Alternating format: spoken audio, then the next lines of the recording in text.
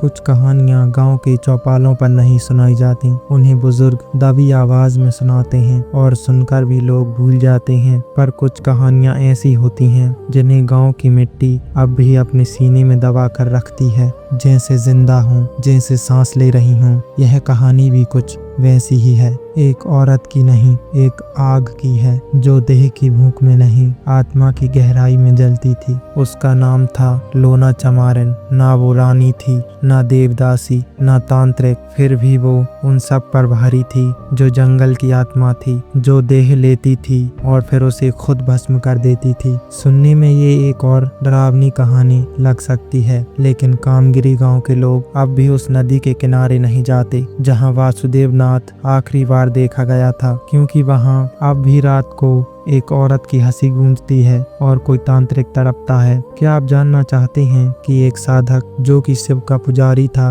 वो कैसे अपनी साधना को भोग बना बैठा, और कैसे एक स्त्री जो किसी जाति या मर्यादा में नहीं बंधी थी, वो उसकी गुरु बन गई, उसकी मृत्यु बन गई। तो सुनिए, यह कोई कथा नहीं, यह एक सच है जिसे वर्षों तक दबाया गया, जिसे जंगल, राख और तंत्र के भीतर दफन कर दिया गया, लेकिन आज आप उसे फिर से सुनेंगे। वासुदेव नाथ जब पहली बार कामगिरी गांव पहुंचा तो उसकी आंखों में तंत्र की आग थी और उसकी देह पर राख की चुप्पी। कोई नहीं जानता था वो कहां से आया, किसने भेजा और क्यों उसके गले में मुंडमाल थी, लेकिन गांव वालों की नजरें उससे टकराते ही झुक जाती थीं। उसके पास ना तो कोई सामान था, ना कोई शिष्य, सिर्फ एक लकड़ी की छड़ी, एक पोटली और एक चेतावनी। मुझे उस स्त्री से मिलना है जो जंगल में रहती है और रात को हंसती है। गांव के बुजुर्ग कांप उठे, क्योंकि जिस नाम को वो वर्षों से मिट्टी में दबा चुके थे, वो आज फिर हवा में गूंजा। लोना चमारिन। वासुदेव ने गांव के मंदिर में प्रवेश नहीं किया, उसने सीधे उत्तर दिशा की ओर देखा, जहां वह पुराना सूखा जंगल था जिसे गांव वाले वर्जित वन कहते थे, जहां से लौटकर कोई नहीं आया। उसने कहा, मुझे वही चाहिए जो दूसरों के लिए भूत है लेकिन मेरे लिए शक्ति है। गांव वालों की औरतें दरवाजे बंद करने लगीं, बच्चे चुप हो गए और पुजारी ने पहली बार मंदिर की घंटियां नहीं बजाईं, क्योंकि सब जान गए थे आज से कामगिरी गांव में फिर से तंत्र जागेगा और उसकी पहली आहट वासुदेव नाथ बनकर आई है। रात उतर चुकी थी, कामगिरी के लोग अपने घरों में दुबक चुके थे, जैसे पूरा गांव सांस रोके बैठा हो, लेकिन एक व्यक्ति जाग रहा था, गांव का अजनबी तांत्रिक वासुदेव नाथ। उसने अपनी राख से सनी उंगलियों से 3 बीज मंत्र हवा में खींचे और जंगल की ओर चल पड़ा, उसी जंगल की ओर जहां से कोई लौट कर नहीं आता। रात बहुत गहरी थी, हवा में कोई गंध तैर रही थी, कुछ ऐसा जो सांसों में नहीं आत्मा में चुभता था। कहीं दूर उल्लू बोल रहा था और कहीं कुछ पत्तियां अपने आप हिल रही थीं बिना हवा के। वासुदेव ठहरा और उसने देखा नदी के किनारे चांद की हल्की रोशनी में कोई बैठा था। वो एक औरत थी, उसकी पीठ उसकी देह से लंबी लग रही थी, कमर तक गीले बाल चिपके हुए थे, जैसे किसी ने उसे अभी पानी से खींच निकाला हो। उसकी देह का रंग चांदी जैसा था, मगर उसकी हरकतों में धूप की गर्मी थी। वो धीमे धीमे किसी अदृश्य चीज से बातें कर रही थी, कभी हंसती, कभी फुसफुसाती और कभी अपनी जीभ बाहर निकालकर अजीब सी ध्वनि करती। वासुदेव ने पहला कदम आगे बढ़ाया, जैसे ही उसकी पदचाप जमीन पर पड़ी, वो औरत रुक गई और बिना पीछे देखे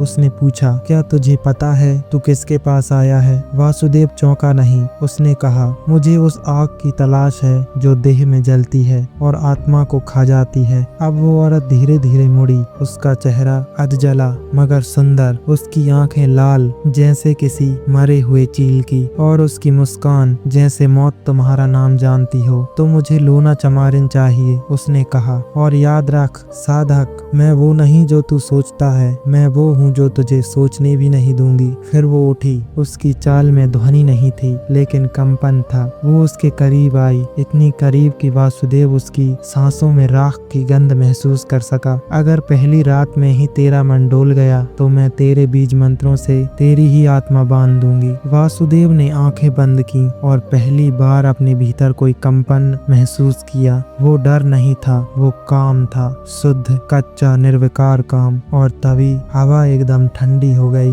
लोना अदृश्य हो चुकी थी, पर वासुदेव जान गया था अब मेरी साधना शुरू नहीं, मेरी परीक्षा शुरू हुई है। उस रात के बाद कामगिरी का आकाश पहले जैसा नहीं रहा। वासुदेव हर रात उसी जंगल के भीतर जाता, उसी शमशानी नदी के पास जहाँ एक स्त्री उसका इंतजार कर रही होती। लोना हर रात की शुरुआत मंत्रों से होती और हर रात का अंत देह के टूटने और आत्मा के कांपने से। लेकिन यह रति साधारण नहीं थी। वासुदेव ने देखा जैसे जैसे वह लोना के साथ एक होता, उसके भीतर से कुछ टूटने लगता था। कभी वह रोने लगता था बिना वजह, कभी उसकी आंखों से रक्त बहता और कभी उसे लगता वह कोई बनता जा रहा है। लोना कभी कोमल बन जाती, कभी भयावह, कभी वह उसके सीने पर हाथ रखती और कहती, ये दिल अगर डर गया तो साधना रुक जाएगी और मैं तुझे निगल जाऊंगी। वासुदेव का शरीर तपने लगा था। वो तंत्र के उच्च बीज मंत्रों को भूलने लगा। उसके स्वर अब साधक के नहीं, किसी प्यासे पुरुष के हो गए थे।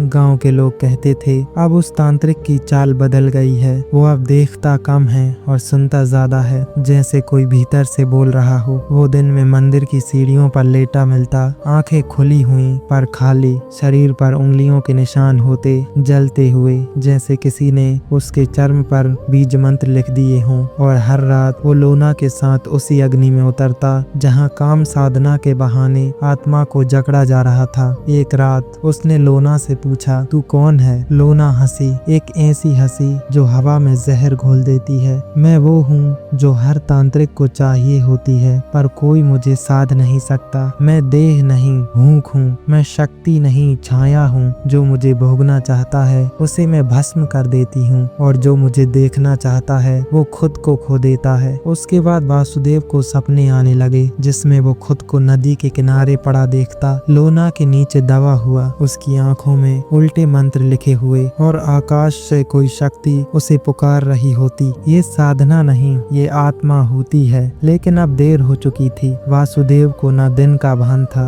न दिशा का। वो केवल रातों का साधक बन चुका था और लोना उसकी गुरु, उसकी रति और अब उसकी नियति। कामगिरी अब पहले जैसा नहीं रहा था। गांव के कुएं से पानी खींचते ही बदबू आने लगी थी, सड़ी हुई चमड़ी जैसी। एक बच्चा नींद में चलते हुए सीधा शमशान की तरफ बढ़ गया। जब लोगों ने रोका तो उसकी आंखें खुली नहीं थीं, लेकिन होंठ बुदबुदा रहे थे। लालो, लोना आई। गायें दूध देना बंद कर चुकी थीं और जो भी मंदिर में घी का दीपक जलाता उसकी लौ काली हो जाती थी, जैसे देवी ने अपनी पीठ मोड़ ली हो या कोई दूसरी देवी अब मंदिर में आ बैठी हो। पुजारी ने एक रात घोषणा की, गांव में तंत्र जाग गया है और जिस स्त्री की हंसी जंगल से आती थी अब वो हवाओं में बहती है। और फिर सबसे डरावनी बात हुई। एक नवविवाहित युवक देवकी नंदन, जिसने कुछ ही दिनों पहले मंदिर में विवाह किया था, रात में चीखते हुए अपने घर से भागा। लोगों ने उसे पेड़ से उल्टा लटका पाया। उसकी आंखें बाहर निकल आई थी और जबान पर किसी ने काले अक्षरों में लिखा था, मैंने लोना को देख लिया है। गांव की स्त्रियां अब मुंह पर काले कपड़े बांधने लगी। बुजुर्ग औरतें बच्चों को रात में सोने से पहले लोना मंत्र फूंक कर सुलाती। पुरुष अब तंत्र से नहीं देह से डरने लगे थे। और इन सब के बीच वासुदेव हर रात और गहरा होता जा रहा था। उसे अब कोई मंत्र याद नहीं आता था, वो केवल नाम जपता था, लोना लोना लोना। एक रात किसी ने उसे नदी के किनारे देखा। वो पूरी तरह नग्न था। उसके शरीर पर सिर्फ रक्त से बने चिन्ह थे और वो जोर जोर से रो रहा था, मुझे मुक्त कर दो या पूरी तरह निगल लो। लेकिन उस रात कोई जवाब नहीं आया। सिर्फ नदी के दूसरी ओर लोना खड़ी थी। उसका चेहरा अंधेरे में दिख नहीं रहा था, पर उसकी हंसी गांव तक सुनाई दी। अमावस्या की रात थी। आकाश में एक भी तारा नहीं था, जैसे ब्रह्मांड ने अपनी नजरें फेर ली हों। कामगिरी में आज भी कोई दीपक नहीं जला। पशु चुप थे, पक्षी कहीं नहीं दिखे और हवा इतनी भारी थी कि सांस लेना कठिन हो गया। वासुदेव नाथ अब ना वह साधक रह गया था न तांत्रिक, बल्कि एक जीवित हवन कुंड बन चुका था जिसमें केवल लोना की उपस्थिति ही अग्नि थी। उसने अपने शरीर को राख से ढक लिया, शव की भस्म को माथे पर लगाया और पंचमकार की सामग्री लेकर उस जंगल की ओर बढ़ा जहां उसका अंतिम मिलन होना था। नदी के किनारे पहुंचकर उसने एक मंडल बनाया, त्रिभुज के भीतर त्रिकोण, चारों कोनों पर रक्त बीज में एक काले चंदन से खींची गई योनि चक्र की आकृति। वासुदेव ने आंखें बंद की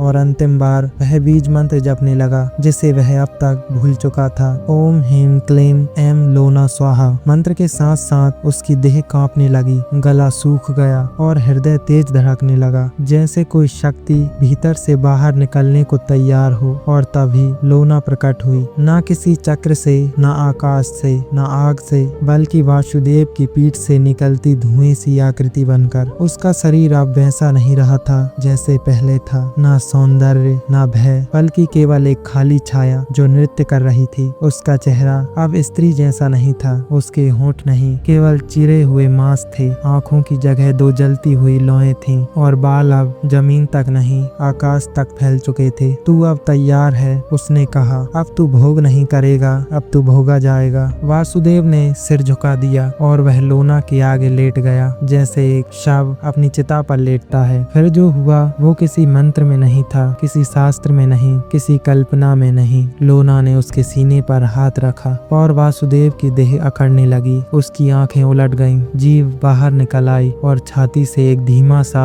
चिर्र की आवाज आई, जैसे आत्मा चीख रही हो पर मुंह से कुछ नहीं निकल रहा। लोना मुस्कुराई, उसने कहा, अब तू साधक नहीं रहा, अब तू मेरा द्वार है और जो भी इस द्वार से गुजरेगा वह मुझ में समा जाएगा। एक पल में उसकी आकृति वासुदेव के भीतर समा गई और अग्नि मध्यम हो गई। वासुदेव की आंखें अब स्थिर थीं, उसके चेहरे पर शांति नहीं थी, बल्कि वो मुस्कुरा रहा था, लेकिन वो मुस्कान इंसानी नहीं थी। सुबह हुई। कामगिरी के कुछ ग्रामीण जो अब भी जीवित थे और जिनमें साहस बचा था, वे जंगल की तरफ निकले। नदी तक पहुँचे तो वहाँ कोई शव नहीं था, कोई राख नहीं, कोई तंत्र मंडल नहीं, सिर्फ जमीन पर एक अधूरी सी लाल रेखा थी, जैसे किसी ने रक्त से योनि आकृति बनाई हो, लेकिन बीच में कोई हिस्सा गायब था, जैसे कुछ अधूरा रह गया हो या कोई उसे ले गया हो। और उस रेखा के पास एक चेहरा वासुदेव नाथ का, मगर शरीर नहीं था, सिर्फ चेहरा, अधजला, आंखें खुली हुई,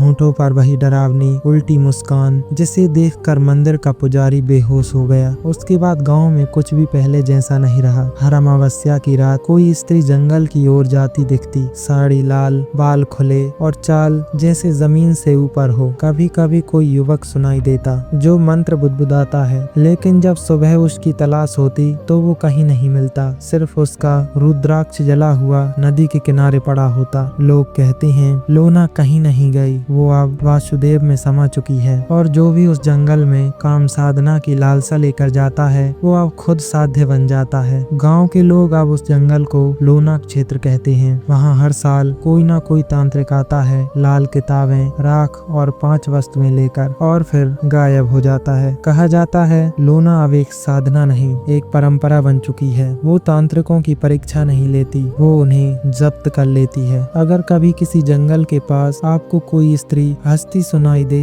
तो भाग जाना, क्योंकि वो हंसी आम नहीं होती, वो लोना होती है और जो एक बार उसे देख लेता है वो फिर कभी इंसानों जैसा नहीं रहता। जय महाकाल।